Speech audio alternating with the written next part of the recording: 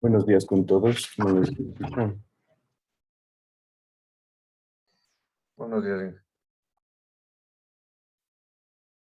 Vamos a empezar con la lista, por favor. Está Brian Almeida, Nicolai Aulestia. Presente, Inge, buenos días. Buen día. Melanie Borges. Presente, Inge, buenos días. Buen día. Gregory Borja. Presente, Inge, buenos días. Buen día. Javier Cabascango. Manuel Cando. Presente, Inge, buenos días. Buen día. Diego Cárdenas.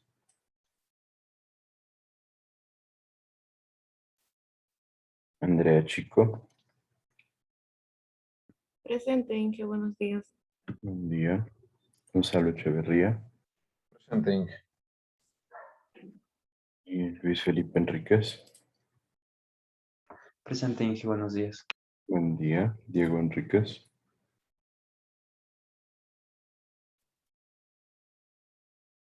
David Espinosa. Presente, Inge, buenos días. Buen día. Carla Flores. Presente, buenos días. Buen día. Victoria González. Anthony Guerrero. Buenos días, Inge, presente. Buen día. Nicolás Herrera. Francisco Herrera. Buen día, Inge, presente. Buen día. David Lujmania. Presente, Inge, buenos días. Buen día. Y me salté Salomón Hayek.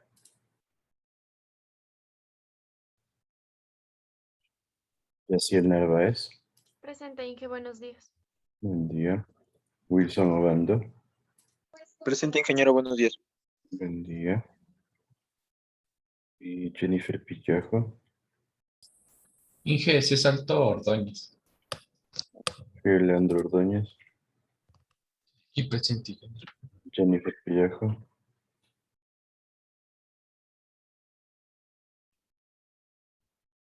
Camila Remache. Presente, Inge, buenos días. John Salazar. Presente, profe, buenos días. Buen día. Doménica Toro. Presente, Inge. Sandra Viera. Presente. Luis Villamarín. Presente, Inge, buenos días. Listo. Inge, buenos días, Almeida, disculpe. Yo igual dije, perdón, Salomón Hayek. Llegué un poco tarde. Bueno, Almeida y Jair. Listo. Gracias, Inge. Inge, buenos días, Enríquez Naranjo también, por favor.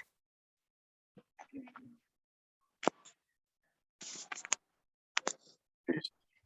Gracias.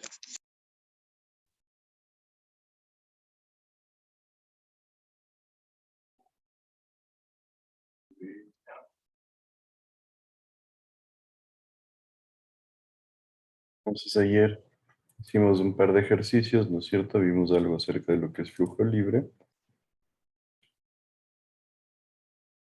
Y algo que es importante sería ver un trabajo para este tercer nivel. Entonces, para el trabajo de este tercer, bimestre, la unidad del trabajo del tercer bimestre, vamos a realizar 5 ejercicios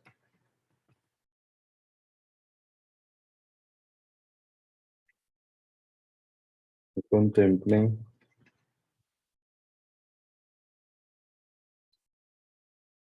temas de canales y tuberías de presión.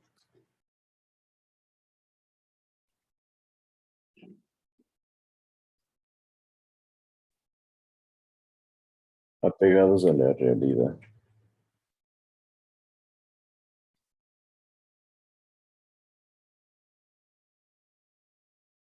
Contemplando pérdidas por fricción, pérdidas menores, pendiente del canal M. Podríamos ponerlo otra vez. En esencia podrían ser ejercicios relacionados a lo que son centrales hidroeléctricas, captaciones de agua, riego, etcétera. Entonces, lo que quiero es que ustedes vayan a casos reales y esos casos reales les, podríamos decir, acoplen a la parte teórica, sin ahondar demasiado, ¿no? Obviamente, pero ver, por ejemplo, qué dimensiones tiene el canal, qué pendiente tiene el canal. Si no tienen toda la información, pueden asumirla con criterio, pero quiero ir viendo cómo se les da esta situación, que puedan generar 5 ejercicios de la realidad aplicados a la parte teórica, obviamente con todas las limitaciones que nosotros manejamos. ¿Y estaría claro? ¿Para cuándo sería este deber, Inge? Ustedes deberían hacer este trabajo hasta...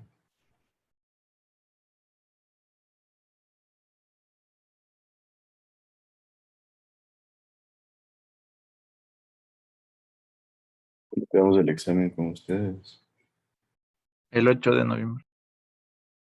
8 de noviembre, que es el lunes después del feriado, ¿no es cierto?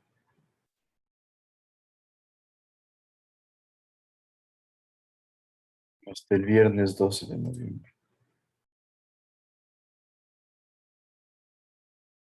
Ingeniero, este es un deber que va subido en consultas, ¿verdad? No, este es para el trabajo grupal del tercer bimestre, Ah, ya, ya. pero algo bien hechito.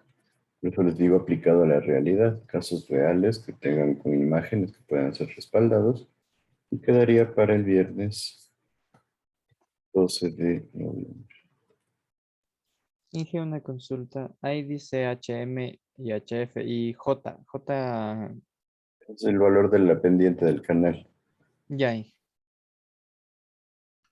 Entonces quiero que tengan algo de los dos. Pueden analizarlos por separado, ver el caudal que va a ir, revisar qué velocidad van a tener, qué presiones van a manejar, etcétera, etcétera. Entonces quiero un análisis bien detallado de todos los sistemas. ¿Estaría claro? Sí, Inge.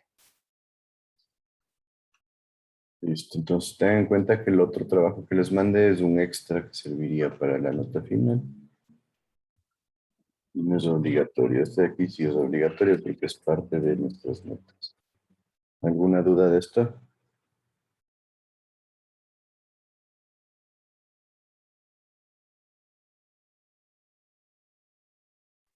No, Inge, el otro trabajo que es para el otro jueves, ¿de qué era? De los ejercicios de canales. Son ejercicios acerca de canales, sí. Y ese era el de recuperación. No, ese es Ok. un deber que tienen. De- Para que estén al tanto de lo que es el uso de ecuaciones. El de recuperación es el que les puse de EPANET. Ajá. ¿Y cuántos ejercicios debíamos de hacer de los de ayer? 10 más todos los que están en las diapositivas. Obviamente estos son ejercicios mucho más simples, ¿no? O sea, Inge, en total eran, ¿cuántas eran? ¿19 o 18? 18 y medio. 19, creo, sí, 19.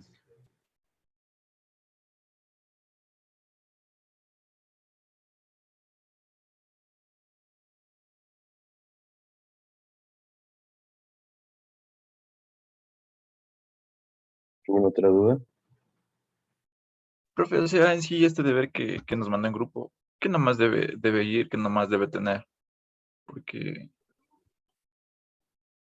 Es un trabajo completo, tiene que tener toda la estructura de un trabajo, introducción, los objetivos, el desarrollo, un análisis de los proyectos que van ustedes a revisar como casos reales, el detalle de qué características tiene el canal, qué características tiene la tubería, qué caudal manejan, Y está la velocidad dentro del rango que nosotros hemos visto.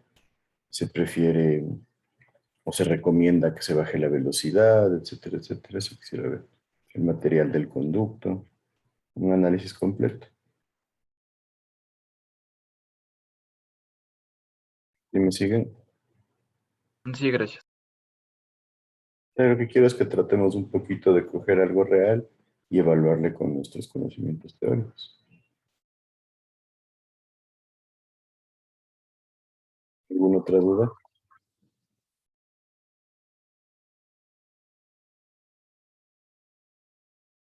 Bueno, entonces ahora sí continuamos con la materia.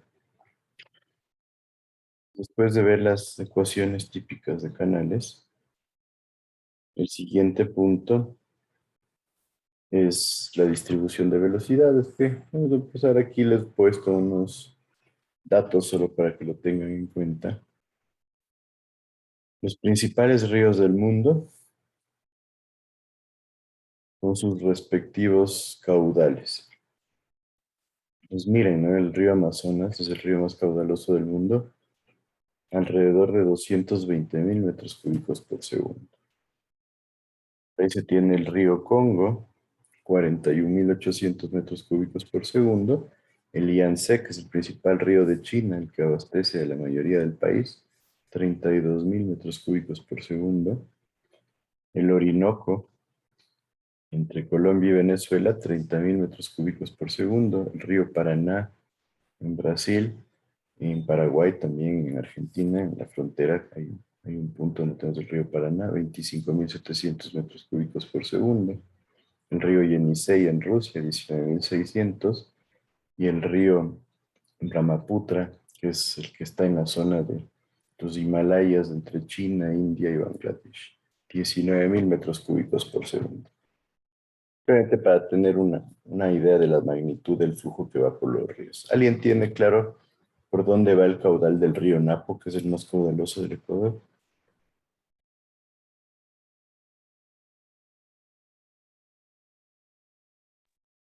No, Nadie. Eso lo deben haber visto el anterior semestre en hidrología.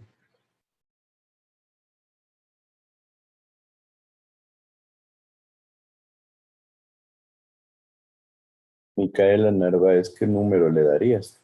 ¿Tú crees que está cerca de estos, más bajo, más alto? No sé, Inge, la verdad. O sea, no me acuerdo muy bien de esa parte. Creo que eran 7.000 Inge, por ahí. 7.000 por ahí. Un poquito alto. El río Napo está alrededor de los 1.900 metros cúbicos por segundo. En promedio. Entonces veamos que los que conocen el río Napo es un río bastante grande, bastante caudaloso. Solo para que tengan en cuenta, ¿no? Entonces, un poco para ver la magnitud de los flujos de agua que se mueven en ríos. Y algo interesante es que, simplemente para que tengan claro, en la parte más ancha, ojo ancha del río Amazonas, está cerca de los 42 kilómetros de ancho. Entonces, un poquito para que vean las magnitudes de flujos que suelen ir por los ríos. Un río normal aquí en Ecuador debe estar alrededor de unos 300, 500 metros cúbicos por segundo. Un río pequeño alrededor de unos 50, 80 metros cúbicos por segundo.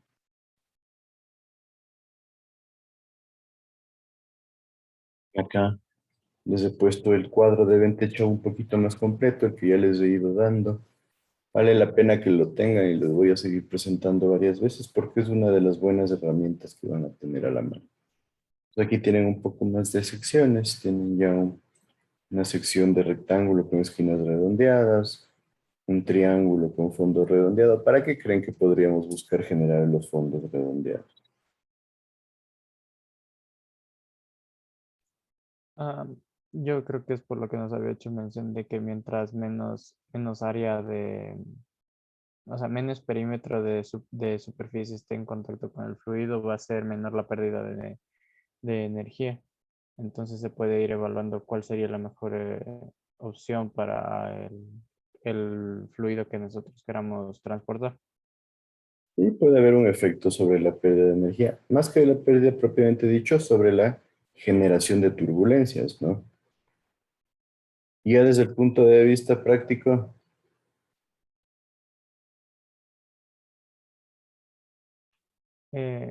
Sería para el espacio que se utilizaría dentro, por ejemplo, si es que fuese en, en una profundidad tal, se podría utilizar esa cierta figura del conducto triangular porque es, decirlo así, más resistente a la presión del suelo si es que va enterrado. a la presión del suelo, pues depende de cómo estaría armado, ¿no? Que normalmente estos canales ya van a ser de hormigón y van a tener algún refuerzo metálico. Pero no tanto por ahí. ¿A alguien se le ocurre una idea de por qué puede ser útil desde el punto de vista ya práctico, ¿no? En campo, un canal con filos redondeados.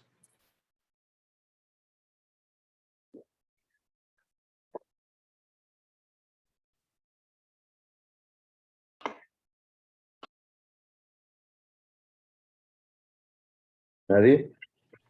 Tal vez para que haya menos fricción y más velocidad. No, como les dije ahorita, la fricción depende también de la cantidad de agua que esté en contacto con las paredes, ¿no? Lo que sí les digo es sobre la turbulencia, sí podría tener un efecto. Habría que evaluarlo ya en, en un canal de laboratorio. Pero en esencia, la importancia es porque si nosotros tenemos unos filos redondeados versus unos filos en ángulo, la tendencia es que se empiecen a acumular materiales aquí. Los sedimentos se van a tender a acumular de esta manera. Entonces el canal va a empezar a tomar esa forma debido a la acumulación de sedimentos. ¿Por qué? No es que nosotros le vamos a limpiar muy seguido que digamos, ¿no? Entonces esa es la razón principal. Y lo mismo, un canal triangular va a generar una acumulación de sedimentos en la zona del centro. Y en esencia termina trabajando como un trapecio, ¿no? Y por eso no son tan comunes los canales triangulares.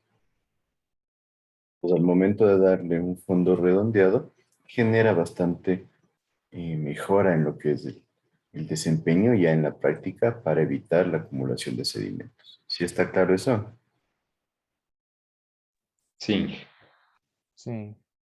Entonces es importante. Igual, ojo, aquí tienen área, tienen perímetro, tienen radio hidráulico, el ancho de la superficie, profundidad hidráulica. ¿Se acuerdan para qué nos servía la profundidad hidráulica? ¿Qué me dices, Camila Remache? Ya lo mencionamos esto. Inge, profundidad hidráulica es lo mismo que el tirante. No, es la misma que el tirante, por ejemplo, en el canal rectangular, pero en otros ya no.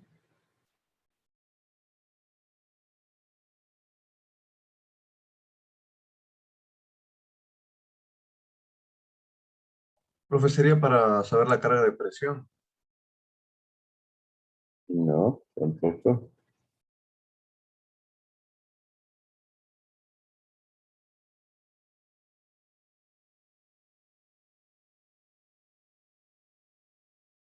¿Qué se le ocurre?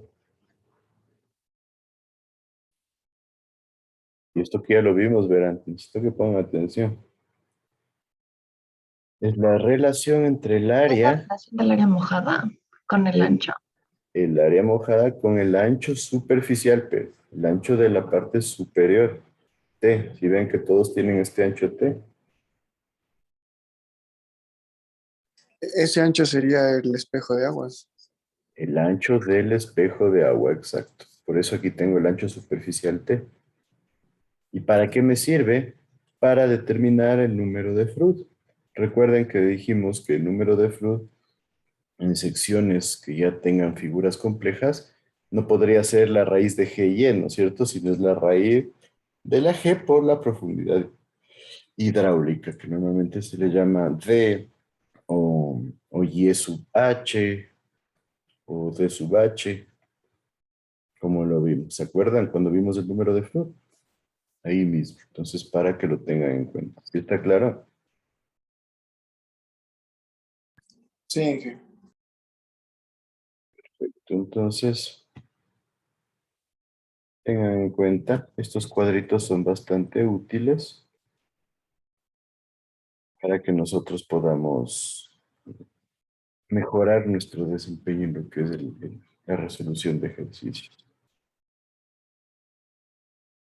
Entonces, bueno, aquí están las relaciones otra vez, les pongo, les he dicho ya, por favor, no quisiera que después, si me topo con ustedes en hidráulica aplicada o ingeniería hidráulica o en sanitaria y me digan, no, no sé qué es el radio hidráulico, realmente me sentiría decepcionado. Ya les digo, esto es uno de los conceptos más básicos que tenemos en la ingeniería. Y el radio hidráulico, recuerden, área mojada sobre perímetro mojado. La profundidad hidráulica es lo que les decía, la relación entre el área total y el ancho de la superficie, de manera que nos da una razón de una similitud a lo que es el tirante. Pero claro, ¿qué sucede? No va a ser lo mismo el tirante en un canal triangular, ¿no es cierto? Porque el tirante va a ser toda la altura h de aquí, pero realmente ya no es la misma influencia que tiene el tirante que en un canal rectangular. Y lo mismo en un canal trapezoidal o en un canal circular o semicircular. Entonces de ahí viene esta razón de la profundidad hidráulica. Y de ahí existe también este concepto que es el factor de sección, en donde nosotros lo que nos dice es un factor enfocado a lo que es el cálculo del flujo crítico. Recuerden, el flujo crítico es cuando el número de flujo es igual a 1. Y como concepto, ¿alguien se acuerda cuál era el concepto?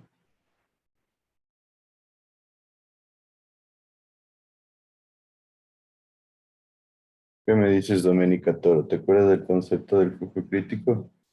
Sí, o sea, era el flujo que estaba como en transición para hacerse, o sea, subcrítico y supercrítico, creo. Y también que, o sea, tenía unas características especiales como la energía, como su energía. Y bueno, o sea, lo típico que yo te creo que, que el número de flúor era igual a perdón, era igual a 1. Ajá, A es. 1, sí, perfecto. Y el concepto que decíamos un poquito para irnos fuera de este globo de solo del número de Flood, sería decir que el flujo crítico es el flujo que si nosotros tendríamos una energía específica constante, llevaría el mayor caudal posible. Y también que si nosotros trabajamos con un caudal constante, es el flujo que utilizaría la menor energía específica posible. ¿Sí? Energía específica es la suma de la carga de velocidad más la carga de presión, por si acaso. Entonces ahí tienen ya un concepto que es bastante más lógico, ¿no es cierto? Porque en esencia le enfocamos a un punto de que es un punto en donde estamos con un flujo súper eficiente. Nosotros llevamos el mayor caudal posible con la menor energía específica posible. Entonces, por ese lado va el análisis del flujo crítico. Y entonces, este factor de sección viene dado por A, por la raíz de la profundidad hidráulica. Recuerden que la profundidad hidráulica va de la mano con el número de Flood y por ende es A por la raíz de A sobre T. No sé si están claros, por eso yo necesito que me vayan siguiendo y que se acuerden de los conceptos que vamos revisando. ¿Alguien tiene alguna duda hasta ahí?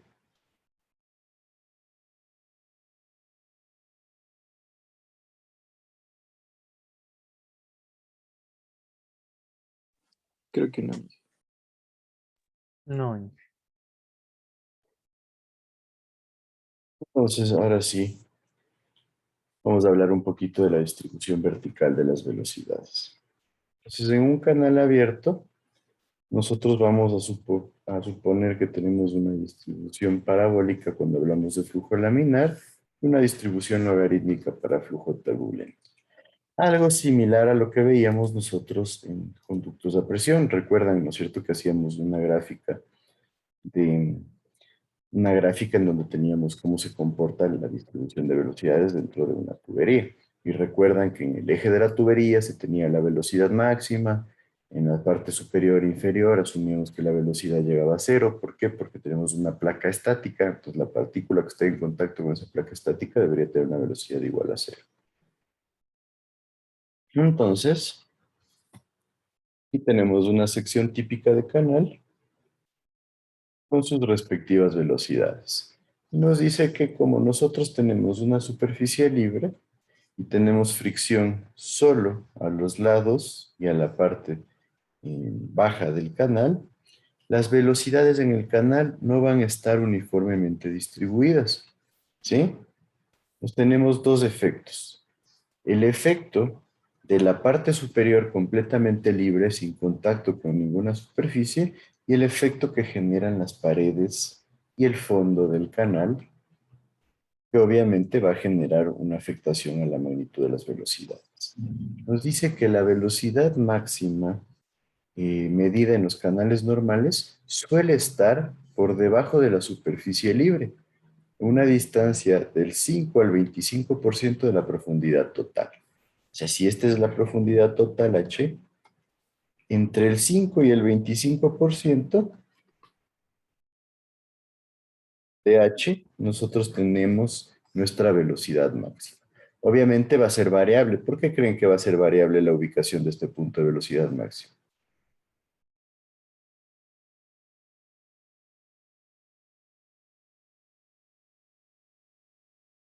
Tal vez por el cambio de pendiente del canal, Inge. Por el cambio, o sea, vamos a asumir que el canal tiene una sola pendiente, ¿no? Será por diferente caudal que pueda tener el canal. El caudal podría tener cierta influencia, pero no tanto. Sería debido a las formas y el tamaño del canal. Si es que el canal es más pequeño, este punto va a variar. Si es que el canal es más grande, también va a variar. Porque si ven, estas son las distribuciones de velocidades. Entonces, nos dice, cuanto más cerca de las bancas, o sea, de los laterales, más profundo se va a encontrar este valor máximo. En esta figura nosotros tenemos un modelo general de distribución de velocidades y en esencia eh, el comportamiento siempre va a tener una tendencia similar a lo que estamos viendo aquí. Una velocidad máxima en la zona del centro con su tope entre 5 y 25% en el eje y después va decreciendo, perdón, la velocidad. Entonces, miren, aquí tenemos 1.2 veces la velocidad promedio, aquí tenemos 1.1, 1, y aquí abajo ya tenemos velocidades por debajo de la velocidad promedio. Entonces, es importante conocer la distribución de velocidades para poder saber cuando nosotros hagamos una medición, por ejemplo, de caudales en un río. Existen métodos que utilizan las velocidades para determinar el caudal de un río. Entonces debemos saber qué velocidades son las que deberíamos usar. Y ustedes ya vieron un poco de eso en hidrología, ¿lo recuerdan?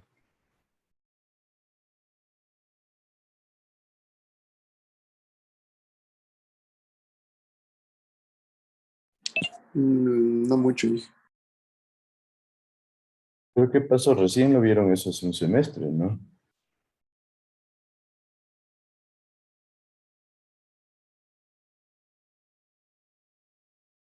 Inge, era eso que se sacaba el área de como un trapecio y se le tomaba se le consideraba la velocidad en la mitad de ese. Exacto, tenían varios métodos. El uno era sacar pequeños trapecios o secciones parciales y determinaban la velocidad, ¿no es cierto? Y tenían un método para sacar caudales. ¿Se acuerdan que utilizan el caudal en función de la velocidad al Ahí sí. 10%, al 25%, al 50%? ¿Sí Le íbamos, recuerdan? le íbamos sumando el área de cada trapecio multiplicándole por un tiempo determinado. Exacto. Entonces, esos son métodos para determinar velocidades y en función de las velocidades saber el caudal que está pasando por un río. Entonces, esa es la base para exactamente obtener esta distribución de velocidades. ¿Estaría claro entonces? Sí.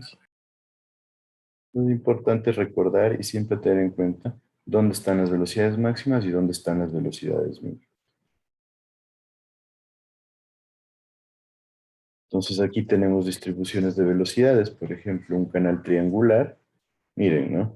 En la zona central se llega a superar 2 veces el promedio, la velocidad promedio, y después va bajando, y en la zona de las paredes la velocidad llega a ser el 50% de la velocidad promedio. En un canal trapezoidal tenemos un comportamiento muy similar al del triángulo, miren. Llegamos a tener velocidades similares en la zona céntrica, y después va bajando hasta velocidades de alrededor del 50%.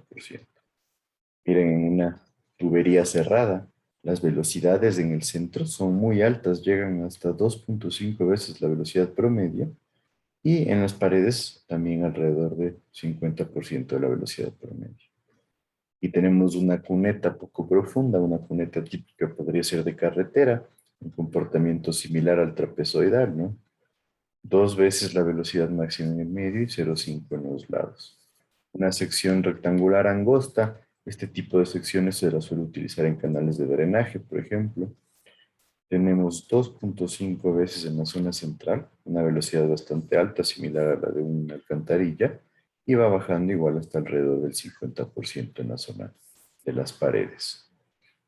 Y aquí tenemos una sección irregular, que es la sección típica de un río, ¿no?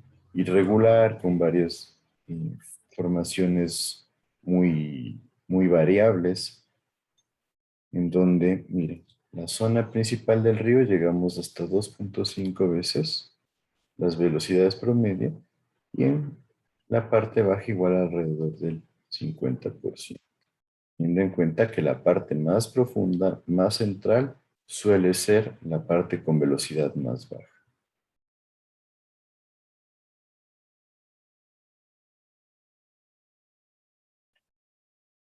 Aquí tenemos una sección rectangular. En esta sección rectangular ya nos indica una distribución no solo de la velocidad vertical, sino la velocidad horizontal también. Entonces, por ejemplo, aquí tenemos la distribución de velocidades específicas para este canal y vemos, ¿no?, que es una distribución a lo largo de una zona que tiene una tendencia entre circular, que va tomando una forma rectangular, y después se va generando la división de velocidades. Y lo interesante de esto es que nosotros podemos ir viendo cómo varían los vectores de velocidad dependiendo de ciertas solicitaciones que tengan los canales. Entonces, en esencia, si nosotros vemos las velocidades desde diferente punto de vista, van a tener un comportamiento totalmente diferente. Aquí nos está demostrando, por ejemplo, las velocidades, cómo van variando solo en el eje de las X, que sería el eje horizontal, transversal a la dirección del flujo en el canal. Entonces, miren, tenemos una zona en el eje de las X con la velocidad estática. Tenemos una zona que tiene velocidades negativas. ¿Por qué? Porque se genera una zona turbulenta, una zona con velocidades positivas que tienden a crecer. Es bastante interesante. Acá está en el eje de las 10, que es hacia arriba. ¿Cómo se distribuyen las velocidades hacia arriba? Miren, tenemos velocidades positivas hacia arriba, positivas hacia un lado y negativas hacia el otro lado. Esto es el efecto de la turbulencia. Y aquí en Z, que es la distribución ya en sentido del flujo, obviamente va a ser la misma distribución que tenemos ya como distribución total del canal. Entonces, un poquito para que vean, ¿no?, cómo desde cada punto de vista se puede ver diferente la conformación de las velocidades dentro de un canal. ¿Sí está claro lo que estarían viendo en estos gráficos?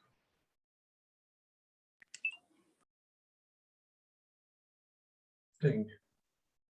Inge, yo tenía una pregunta acerca del término bancas. Son las paredes de la tubería, ¿verdad? Del canal sería, ¿no? Sí. Sí, las bancas son las paredes. En esencia, las bancas vienen a ser donde se empiezan a depositar los sedimentos. Ya, ya, y solo eso. ¿Mm? ¿Alguna otra duda? ¿Nadie?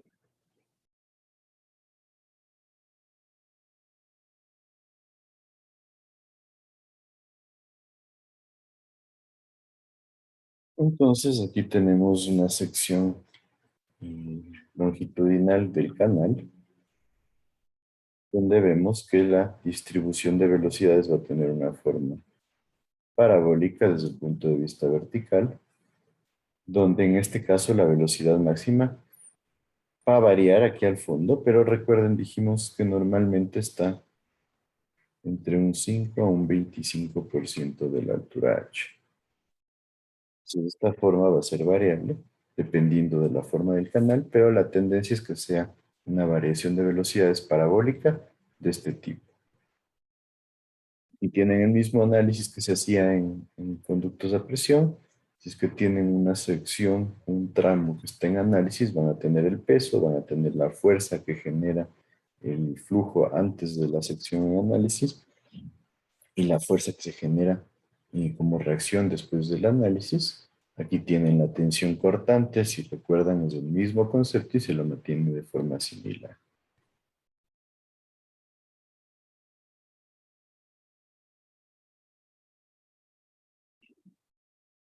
Entonces aquí tenemos un análisis obtenido del libro de Shaw que nos dice cuando la velocidad y la profundidad son pequeñas, hablamos de un número de Reynolds menor a 2000, la viscosidad se convierte en un factor dominante. Entonces tenemos un flujo laminar.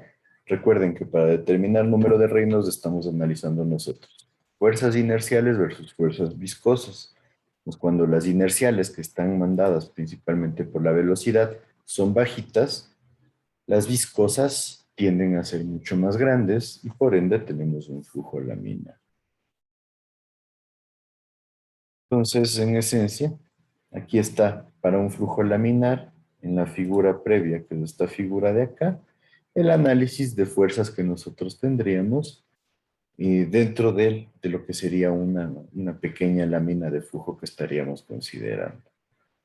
Entonces, dentro del análisis de fuerzas se hace una sumatoria total de fuerzas, donde teníamos las fuerzas anteriores, las fuerzas posteriores, el peso que genera el agua, por el delta de la longitud que estamos manejando y por el seno del ángulo, que el ángulo alfa corresponde a la pendiente del canal, que la pendiente del canal es la que nos va a dar el movimiento. Y a esto obviamente le restamos la tensión cortante, que es la fuerza que, como ya vimos en lo que es conductos a presión, genera una resistencia para el movimiento del flujo. Y lo recuerdan, ¿no es cierto? Todo lo que era la tensión cortante, porque en conductos a presión se le da bastante hincapié a eso. ¿Qué me dice? La resistencia al corte de un flujo laminar en la sección transversal. Exacto. Tal Inge, cual. y una pregunta, ese que decía la profundidad media, ¿eso solo ocurre en flujo laminar que la altura es la altura del fluido, pero si fuera en flujo turbulento? ¿Pero a qué te refieres?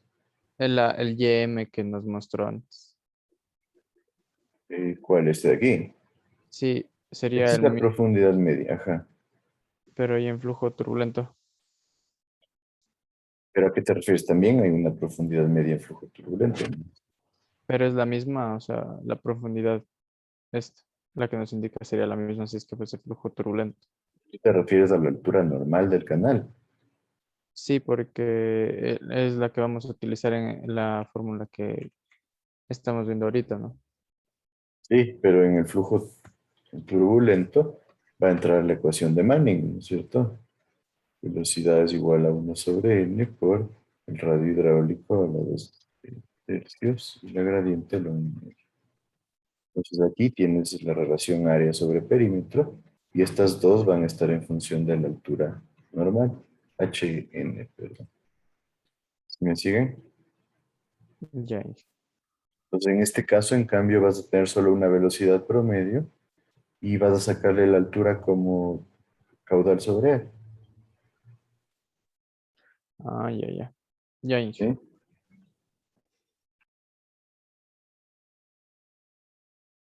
¿Alguna otra duda?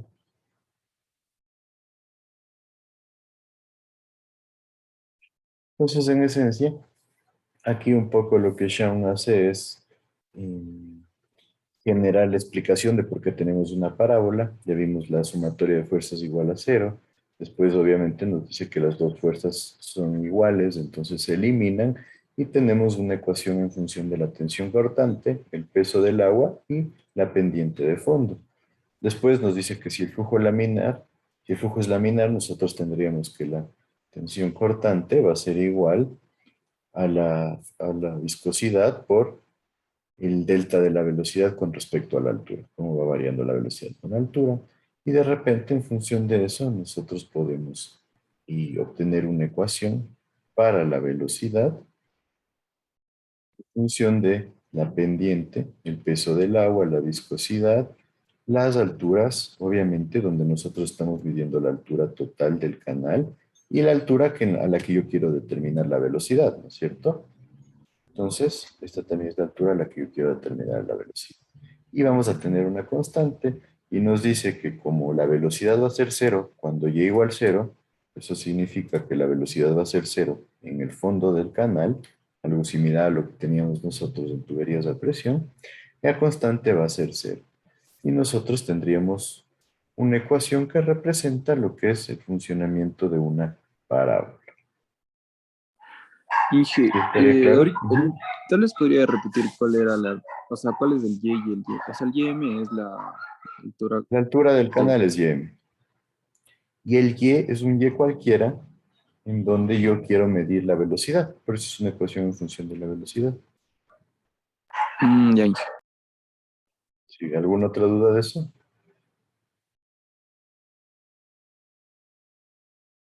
Y lo mismo tenemos esta ecuación que es para determinar la velocidad promedio, en donde va a depender del caudal y del área, sabiendo que va a ser la relación del delta del caudal sobre el delta del área. El delta del caudal es una velocidad por un delta de área. Entonces, en esencia, desarrollando esto, nos queda esta ecuación acá. El peso del agua por la pendiente que tiene el canal, por el delta Z que se maneja, o sea, el delta de la longitud que recorre, sobre la viscosidad, multiplicada por la altura total del canal, por el delta Z igual, por la integral desde 0 hasta YM, que sería la altura total del agua en el canal, y nuevamente, Y por YM, la altura donde yo quisiera la velocidad, por YM, menos un medio de Y cuadrado por delta Y. Y esto se lo genera como esta ecuación de acá, el peso del agua por la pendiente del fondo del canal, por la altura YM al cuadrado, sobre 3 veces la viscosidad. Entonces, esta sería la ecuación para la velocidad promedio. ¿Sí? Nace de la ecuación que veíamos anteriormente para cualquier velocidad. ¿Sí estaría claro?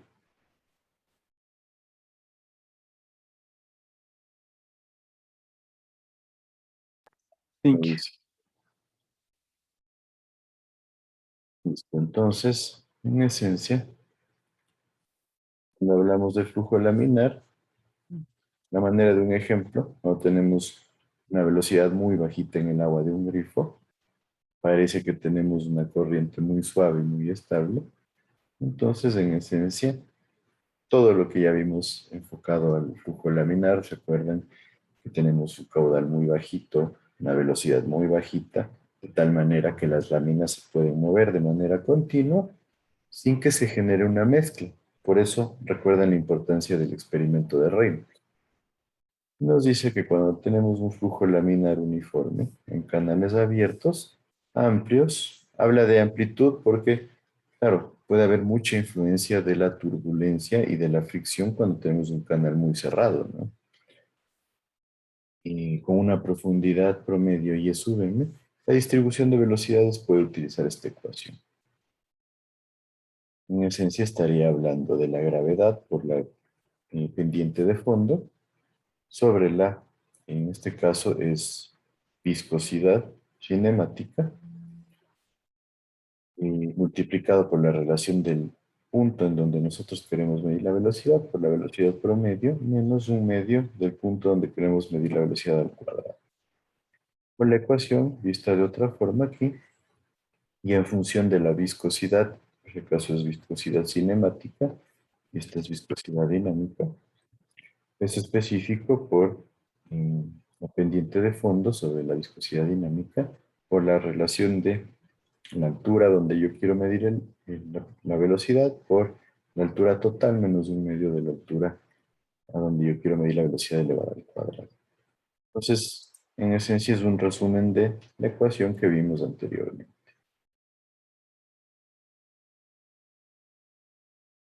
Ya en flujo turbulento se producen ciertas variaciones. Nos dice la tensión cortante tau puede expresarse de esta forma. ¿Cierto?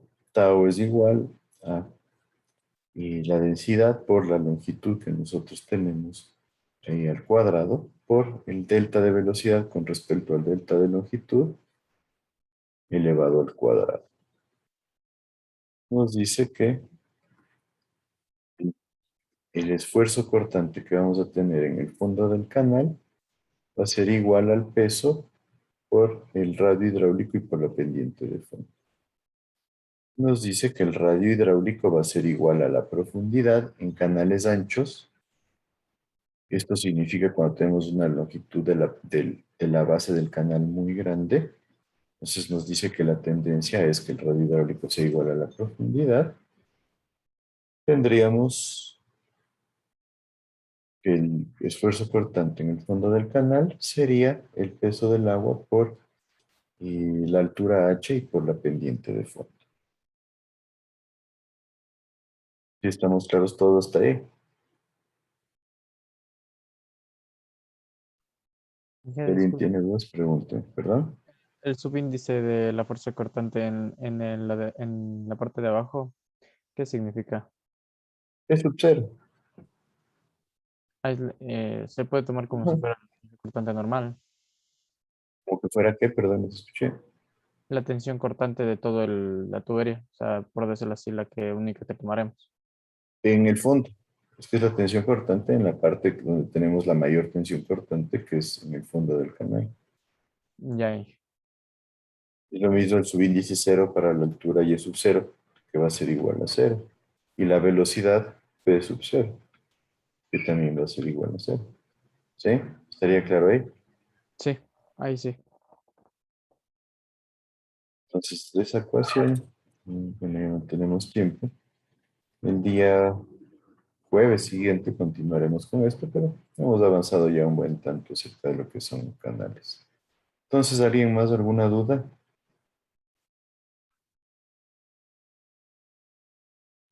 No, Inge. Entonces nos quedamos aquí partiendo del análisis que sería de esfuerzo cortante en canales y con flujo turbulento. Y continuamos la siguiente clase. No se olviden, tenemos el deber y ya empiecen a hacer los trabajos para este bimestre y si alguien va a hacer el trabajo extra. Ya ahí. Una consultita. ¿Ya le revisó lo que le dije de las notas? No todavía, yo ya llegué muy tarde, yo te aviso. Ya, Igual que eso quedaría para el siguiente bimestre si es que hay alguna variación. ya dije, ahí me avisa cualquier cosa. Gracias. Listo. Un buen día a todos, un buen feriado. Solo dije, Nos vemos la igualmente. otra Hasta semana. luego, Inge. Igualmente, Inge, muchas gracias.